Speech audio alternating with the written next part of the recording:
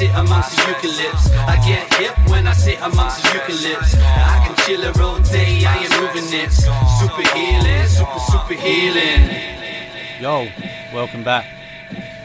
This is episode 2 of the Endemic podcast. I'm finally back. This is just going to be a natural thing, just chatting. And this episode, I don't have a guest, but rest assured, I've got some in the pipeline, which are going to be fucking amazing. So it'll be great to have a chat to some of them. But for now, you're stuck with me. I'm just going to maybe chat about some coastal native plants. And I use them a bit in my work and my designs, particularly and obviously with project sites that are near the coast. And there's a lot of really, really cool species that are from ground covers to climbers to small mallee that we can utilize in our native gardens. And it's not to say that you can't use them if it's not coastline. A lot of them are very, very, very generalist sort of plants, and they'll easily take in a lot of different habitats, or they cross over into different vegetation types. Some of these species are some of my favorites. I grew up near the coast. A lot of us did grow up along the coast. I grew up down Semaphore Parkway starting off, and then moved to Largs Bay. When one of my first jobs was with Provenance Indigenous Plants, and at that time it was Dave and Pete Hemming, and they were doing a lot of re-veg work. So some of that was along the Largs Bay coastline, Largs Bay to North Haven coastline, which was in the sand dunes, and we're putting in hundreds of thousands of local tube stock that had been grown at their nursery.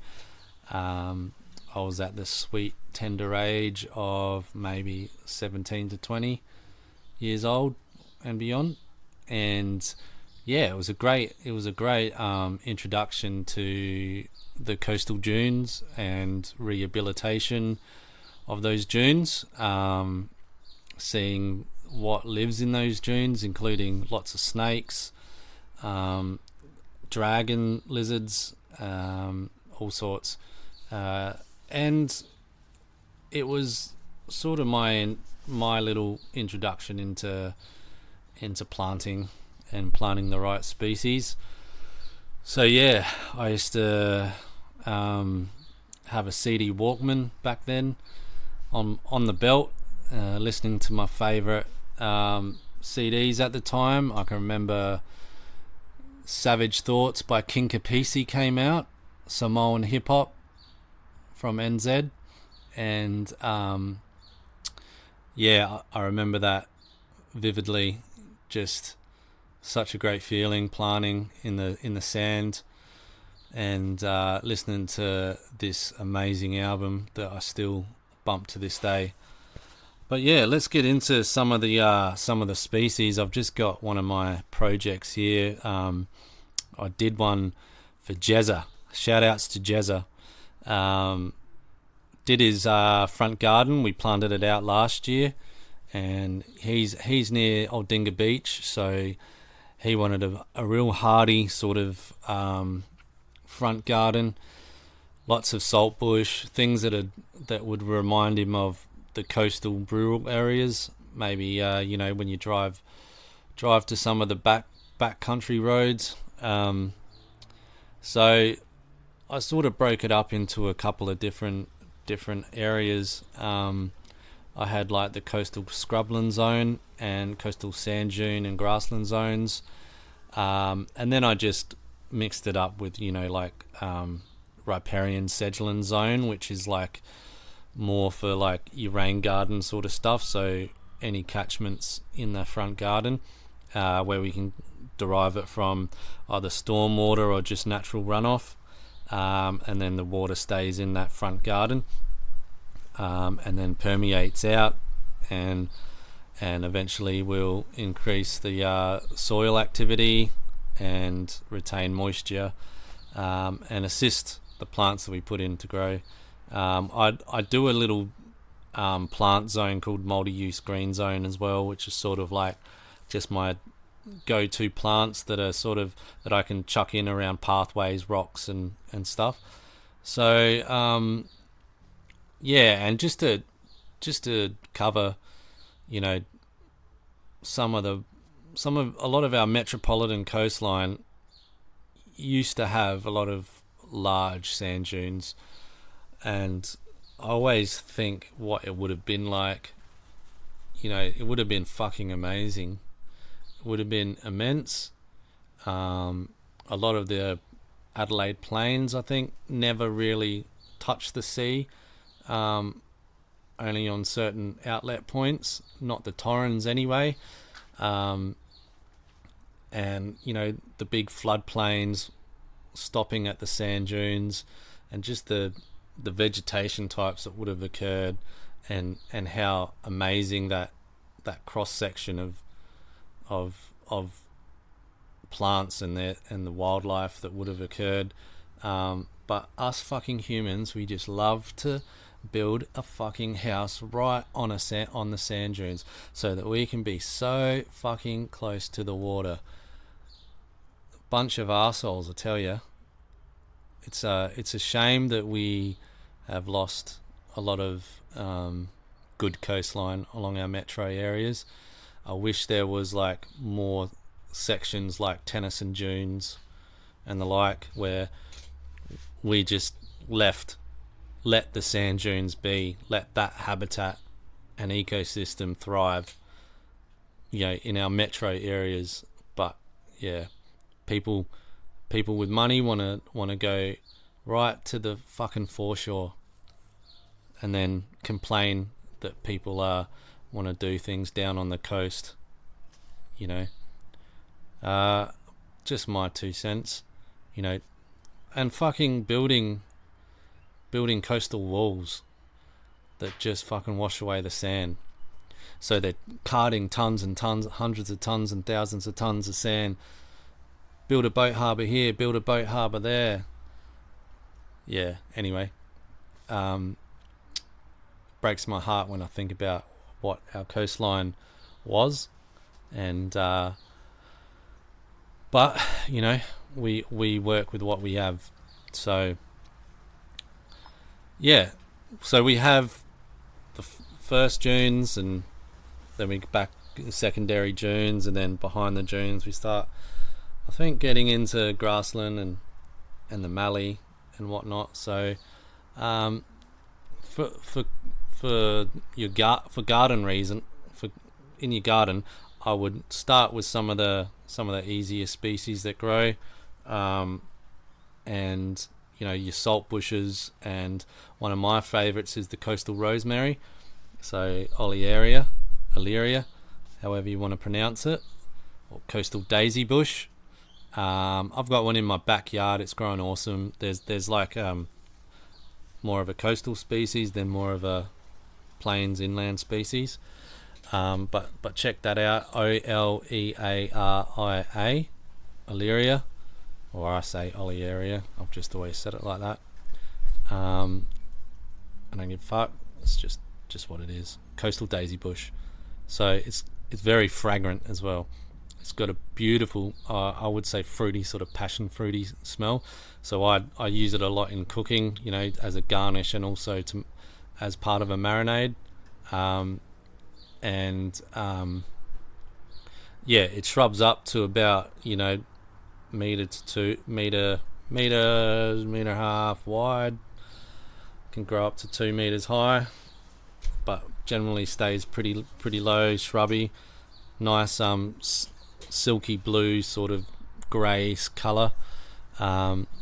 Just a beautiful plant for insects as well, and also small birds to hide and gather in, and small lizards. But that's one of my favourites, Olearia axillaris. So you start with that, put that around. Then we got leucophyta brownie eye. Chuck a brown eye while you're planting it. So that's the cushion bush, and that sort of you can grow that. You can plant that coastal, but also inland as well. But that's one we'll find down there quite a bit, and it's got a similar colour. So you're looking at same sort of bluey grey sort of thing, colour scheme there. But that's another one that's really cool for small lizards, and the like. So yeah, I would go for that one as well. Oh, there goes the mic. Oh, I've got a shitty stand. Give me a moment. I have to hold it. I'm just got a back shed set up, you know. No fancy architectural office. It is what it is. Let's go. So Atriplex is the saltbush species. So you have a number of different Atriplex species that you can use. Some are the ground covers, which is the semibacata, and then you have Cinerea, and a bunch of others. So they range from large shrubs like the blue saltbush, which is the coastal saltbush, and again that bluey grey colour, bit of a theme there, down to the ground covers. So some of them have nice little berries and excellent habitat, very bloody hardy. Putting the blue saltbush along your fence lines is really sick for coverage, as another sort of screening sort of plant, really. So yeah, we've got our salt bushes. So common name saltbush. You know, you have other species which are really fucking cool, like, and people might have heard of it before, like ruby saltbush, which is Encolina tomatosa. Now, that one's got beautiful little salty berries that are nice and sweet and salty. Great habitat, great food source for many animals. Really, really fucking hardy.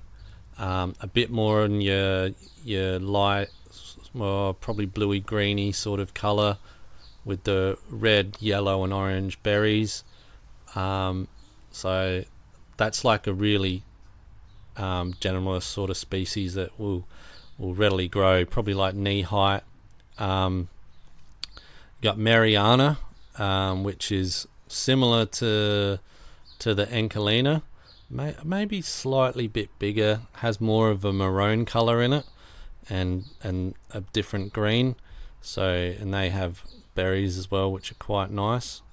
So they're sort of classified as saltbush as well, if you look at the common names of them. So yeah, you have a few there which you can start with, which are banging species. You get them in, and you're already starting to create some vital habitat. What else we got here? So I would go with this is probably hard to, not many people sell this, but the coastal spinifex. It's one of my favourites.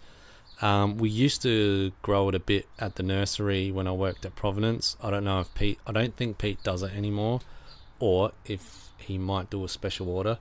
But the spinifex is just it runs along the sand dunes, putting down runners, and then keeps shooting out from there. So it expands along the ground and has nice feathery leaves, feathery grassy sort of leaves, thick leaves that come up. And so there's another weed species that looks like it. So you just got to make sure you don't get them wrong. But the spinifex has nice. It's sort of like hairy as well, and if you touch it a lot, you'll get quite itchy. But I mean, the Spinifex, coastal Spinifex, is just a banging plant for erosion control and stabilizing the sand dunes and the sand dune ecosystem. So so I heard about it the other day. I've got really bad memory, but someone who's working on some coastal rehabilitation said that they're just growing bundles and bundles of coastal Spinifex, so that they can for coastal sand dune stabilization, more than first and foremost, and then obviously habitat, and because it belongs there. So another species which I love is the Leptosperma congestum. So I think the common name is sword something, or sword sedge, or some shit like that. I'll have to double check that. Brain's not working. But the Leptosperma is like a real rigid, like almost like a lily, like hard leaves. They look like swords, and they're just banging habitat for lizards and all sorts. Then they are really good for stabilizing the coastal sand dunes too. And they sort of grow up to maybe like a meter height, 500 millimeters to a meter. They're really bloody cool. So Leptosperma, which is sort of like goes, if we're in that atmosphere, we've got Lamandras as well, which you might have heard of before. So the Lamandras, they grow along the coast a lot. Also, this one you'll see in a lot of council native gardens, which is the Ficinian nodosa, quite a generalist sort of sedge, but it grows in wet and dry. More like, I guess it's adapted more to that how our climate has like influx of wet.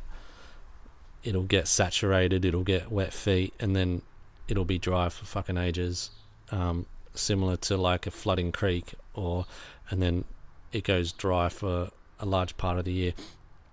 But they've got beautiful little knobs on the end of their leaf, which hold the seed. So that's knobby clubrush. Ficinian nodosa is knobby clubrush. So if you heard of knobby clubrush before, that's the Ficinian nodosa. It used to be Isolepis nodosa, but they fucking change the names on us all the time. Yeah, crazy guys and girls. So yeah, knobby clubrush. That's a good one that you could probably find anywhere. Don't fucking buy this shit at Bunnings, okay? Don't fucking buy it at Bunnings. Fuck Bunnings. Those corporations.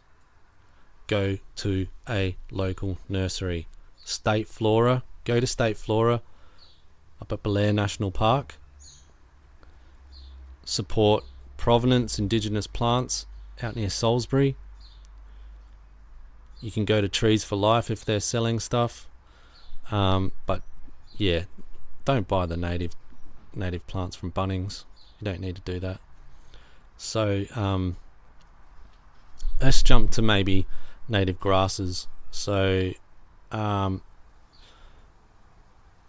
we've got a bunch of different ones that sort of grow behind the dunes and possibly on the dunes. So we've got poa, which is like a tussock grass.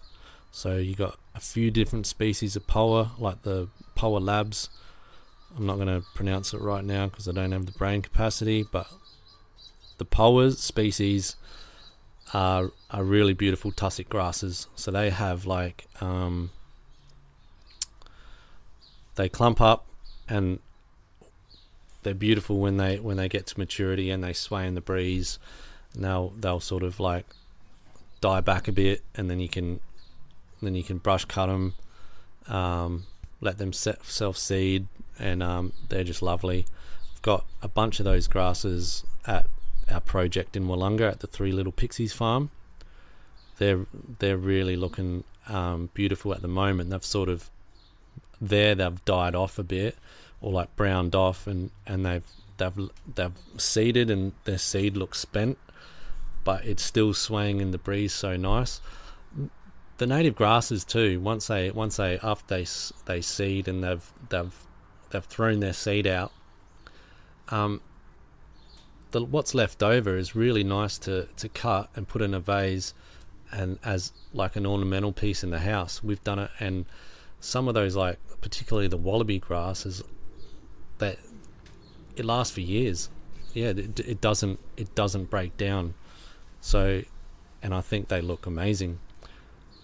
Oh, one thing, I did go to the Three Little Pixies farm last week, and yeah, it's so interesting seeing. I brush cut it just for fire hazard reasons and to renew some of the areas in November, and it's just interesting to see the grasses and how they react. And the kangaroo grass, Themata triandra, has already like grown up to a meter almost, yeah, maybe more, and seeded again, which is fucking amazing. Like, such a robust and beautiful grass species. And what the species that are really showing off there at the moment are the Dichanthium cereseum, which is the silky blue grass, but more than any, I think the wallaby grass. So the wallaby grass, Rhytida spermum, they've changed that fucking name again, so I've had to learn that name. Used to be Ostrodanthonia, so you just say, oh, the Danthonias, yeah, the Danthonias. But now it's the Rhytido or Righties. I'll just say wallaby grass. So the wallaby grasses are fucking awesome. They're like, if you go onto my Insta, I've got some pictures there of the Pixies farm at the moment, and there's like these patches of the wallaby grass just swaying in the breeze, so nice with their little seed heads. So if you can get wallaby grass in your garden, fucking do it. They're brilliant. Yeah, so the silky blue grass, and that they just stand up really nice and straight and tall to start off with. And they were probably the first one in that project when we planted it out that really stood out, particularly from the road, while everything else was establishing itself. The silky blue grass were like, all right, my turn, I'm going to start off. And them and the kangaroo grass went off. So, you know, thinking about kangaroo grass, Themata triandra, and Dichanthium as like the first successive species to really take off in the garden, I would say that it would be different depending on the soil and where you plant them, but from my experience, they generally do that. So yeah, anyway, going back to the grasses, another good one for coastal areas is Chloris truncata, which is the windmill grass. They've got like a beautiful big spiky sort of, I don't know, like a windmill fucking grass, like a windmill seed head. Yeah, they seed, and then the wind comes, a strong breeze comes, they break off, and then they like carry across wherever they are, like a what do you fucking call it? The thing that blows in the wind, the seed that blows in the wind. Oh, I'm having a mental blank. What? You know, you see it in movies and shit. Come back to that. I can't believe that's not coming to my head. Anyway, it blows in the wind, it rolls and rolls and rolls, and the seeds are on the little arms or fronds on the seed. It was probably like, the seeds are probably, you know, maybe like 10 to 20 centimeters across, 10, 15 centimeters across, and the seeds will like disperse through the wind or through animals. So yeah, another one, Ostrostiper, which is the speargrass family, speargrass species, and there's plenty of them that you can plant, and go for the coastal ones.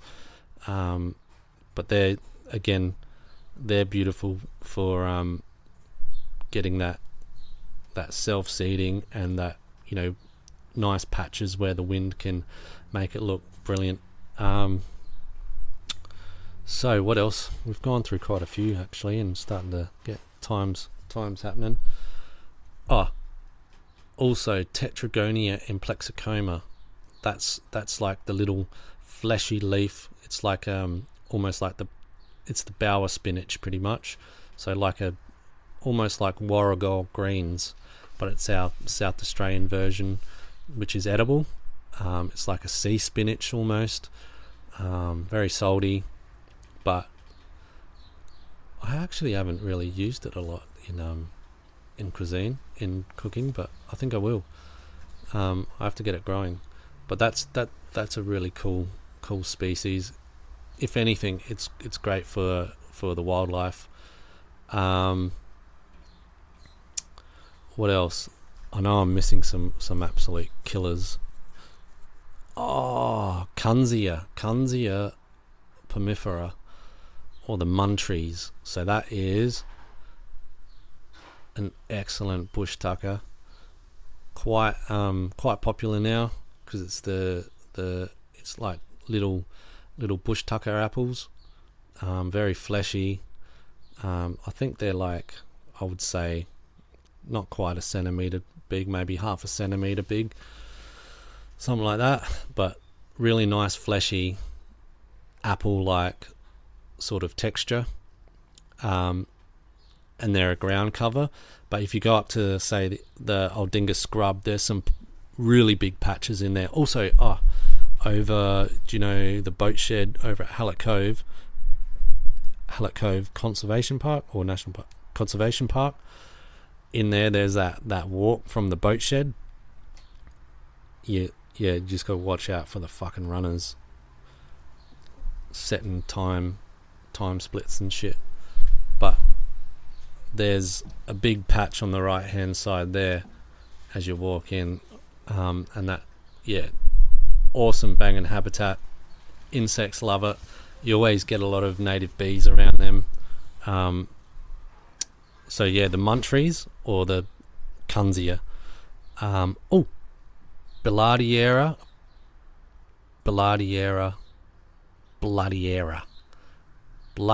samosa. Billardiera samosa. Sweet appleberry. Yeah. Sweet appleberries are fucking awesome. So mine, I got one in my front yard, and that's like all the way up my coastal mallee, which is another good species. We'll get to that. But the coastal mallee box that I planted there 8 years ago, that probably like 8 to 10 meters tall now, and this is the biggest Billardiera sweet appleberry I've ever seen. It's like right at the bottom. It's the stem and branches from the bottom. The branches are like twisting and turning, and they're like, it's like a monster. And it's at the moment it's fruiting, so there's like hundreds of these little berries. They're probably like they're like the same shape as like a butternut or something, but they're like about a centimetre across, and quite fleshy. They start off like, like an apple consistency, but then once they ripen, they go all gooey, and they've got all their seeds inside it, like a lot of seeds, so you can eat them, and they're delicious, but the seeds are quite bitter. So I would like to make some sort of stuff out of them at some point, because there's so many of the fruits. They would make an amazing jam or some kind of dessert. But the sweet appleberry, that's another beautiful bush tucker. But also the way that it grows, if it goes really well and it climbs up a tree, it really covers a really good amount of hiding spots on that mid-story for small birds and lizards and whatnot. Insects love it. The native bees love it. The flowers are like these beautiful little purple flowers, and when it flowers in abundance. It's just such a nice species. We're just conscious of the time. I'll keep going because you guys deserve it. Okay, so if we go on to, let's have a look here. We've got, trying to find another one. Garniophyllum. That's the chaffy sausage. So the Garniophyllum is one of my favourite plants. So it's almost like a lily / grass sort of thing. Nice green foliage. Like starts off thickish at the bottom. So maybe like a quarter to half a centimetre at the bottom, and then turns into a wispy tail at the top. Like really thin wispy tail. They grow quite robust, and I've got a couple in my front yard, and when the wind comes, they're just beautiful. Yeah, really, really nice plants. So definitely write that one down, Garniophyllum. So, of course, you got your Dianellas, which are a real hardy plant, and they spread and clump quite readily. So Dianella revoluta is sort of like your inlandish one, plains one, Adelaide Plains. Dianella brevicollis is your more coastal species. So if you can get your hands on Dianella brevicollis, that's really cool if you're in the coastal areas of Adelaide. But Dianella, I think it's like pretty much, Australian coast, east coast as well. You get Dianella species over in New Zealand, but just make sure you get either a brevicollis or revoluta if you're in South Australia. There's obviously other ones, but they're the two that we readily get in nurseries. So the brevicollis has beautiful little purple berries. It's just a beautiful lily that creates that ground habitat for many species, and is, if you're looking to just fill in like a small garden bed along the fence line or driveway, any of those sort of positions, it's a really good gap filler too. So yeah, I need to tell you that, this is one of my, I guess they're all my favourite, but Pelargonium austral. So that's the native geranium, and has these beautiful big sort of geranium-like leaves, probably like 10 to 20 centimeters across. The real good-looking mature ones, they get even bigger, sort of 20. I've seen some at 20 centimeters, 25 across, round leaf, very low, but they'll sort of clump up a bit. Beautiful little white flowers, and they're just really good little habitat for lizards, and also insects, native bees, but have like a really nice mix of colours with the leaves and the stems. So like a light greeny, sort of whitey light greeny, with some reds in it, some light reds, sort of pinky sort of colours. Really nice. So yeah. I'll talk about the Eucalyptus porosa. So that's, oh shit, there we go again. I bloody hit the mic again. I'll hold the mic now. Silly bugger. So yeah, the Eucalyptus porosa is the coastal mallee box. So that species of mallee makes up,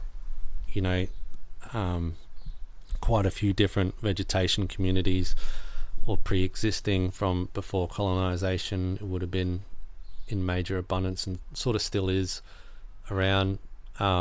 Catch me with better details on that if you want. Comment wherever you're listening to this as well if you have any questions, and I'll try and get back to you.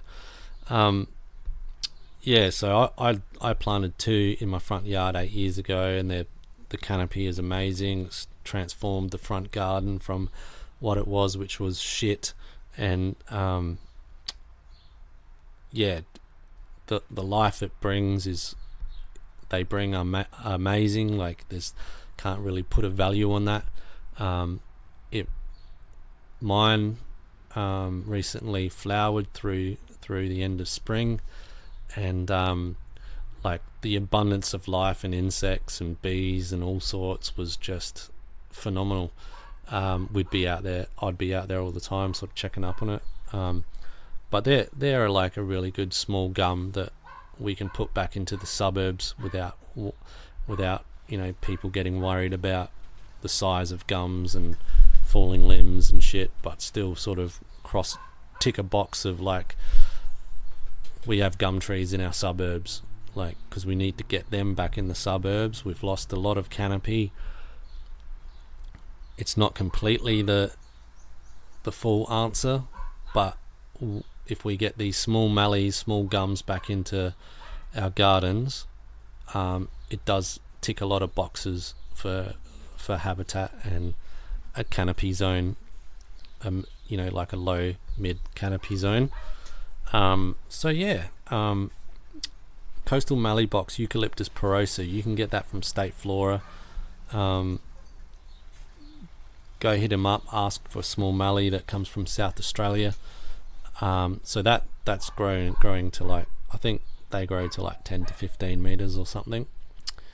But are just amazing species. So you can plant that along with your coastal stuff too. But also acacias. There's plenty of acacias that grow along the coast also, and any heath species.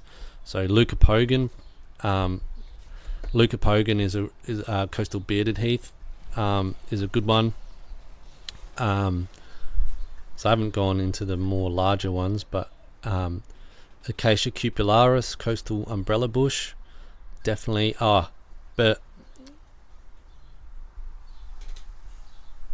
Berseria spinosa, that is the Christmas bush, nice and spiny. So if you need to get some spines along your fence line, that's what I would be going for. It's also really cool species for small birds. They love it because it offers some really good protection, plus the flowers are clumping flowers. When it flowers, nice white flowers, it's really, really beautiful. So that was the Acacia cupularis, Berseria spinosa, and Leucopogon parviflorus. You can they will round off with the coastal daisy bush, the olearia will round off some of those really cool ones. Also, Templetonia retusa, small tree, cocky's tongue, nice beautiful red flowers. I think that should do it. I had other things to talk about, but I just babbled on about coastal plants, which is cool. Another thing probably to talk about, which I had a thought of this week, was we got no bloody goannas in our suburbs, have we? No monitors. Or we probably do some, I don't know. Do we? Can someone comment and let me know if you've seen any goannas in our metropolitan areas? I'd love to know, because I feel like, so I'll tell you this story. We used to go to a place up north of Renmark camping, and this one camp spot, there was these amazing but massive lace monitors, and some of them were like over a meter long, two particular ones. One was Frank, that we named because he was a big fella. He come in and he was like, he got cool with us. He wasn't terrorizing us too much. But then Gary came in and he was much bigger. One of the biggest goannas I've ever seen in my life.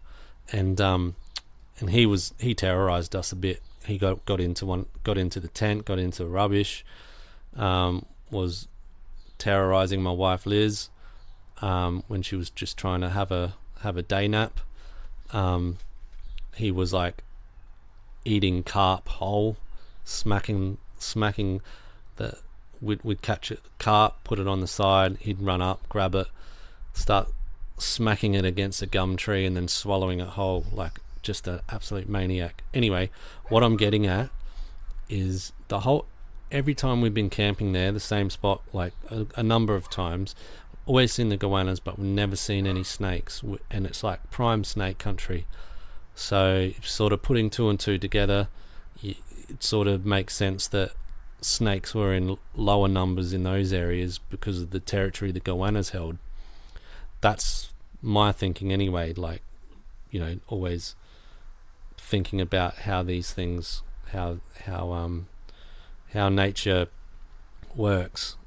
And which got me thinking about our suburbs and, you know, how we have lots of snakes, particularly through spring, and that we have no abundance of goannas in our suburbs. Like, yeah, it just made me think, wow, if we were able to bring back our monitors, our goannas, does that mean the snake numbers go down? And obviously, you know, they've sort of, it's not the right environment for them in our suburbs, obviously, so segregated, so cut off, so a lot of borders, everything's so cut off, segmented, you know, fence lines, dogs, cats, everything goes against it. But fuck, it would be amazing if we had more, because I think it would help that balance of snakes versus goannas, because they would terrorize the snakes for sure. They would really get into them, climb those trees as well. They're amazing creatures. That they do scare me a little bit. I'm not going to lie, because I did work in Queensland, up in Conway State Forest when I was much younger, like in early 20s. I got a traineeship in the forest there with national parks, and then stayed on to be employed as a ranger. But one of the things was, like, there was huge lace monitors there, and you just had to be careful that if you did see them, because they'd sprint along the track and they'd look for a tree, you just didn't want them to think you were a tree and climb up, say, big sharp claws, and they'd just lacerate you to shit. So they were just like things I thought about this week. There was a few more things to talk about, like native lawn alternatives, and, you know, trying to get that established a bit more in Australia. Collecting seeds, which done a little bit, or sort of am going to do a little bit of from past projects, but we'll talk about more of this in times to come, in other episodes. And I hope this was informative. Please leave comments and any questions you have. Subscribe to my YouTube. I don't have many subscribers. Last I seen, it was like 7 subscribers. Not that I'm into subscribers, but I don't even know if that makes a difference. It probably does. But yeah, any support, listen on Spotify, all that sort of shit. And thanks for listening. Next episode, hopefully we'll have a really cool guest that we can I can chinwag with. But thanks for listening. Go go like our page, Endemic Environments, on Instagram, and have a great weekend. I get hip when I sit amongst the eucalypts. I can chill all day, I ain't moving it. Super healing, super healing.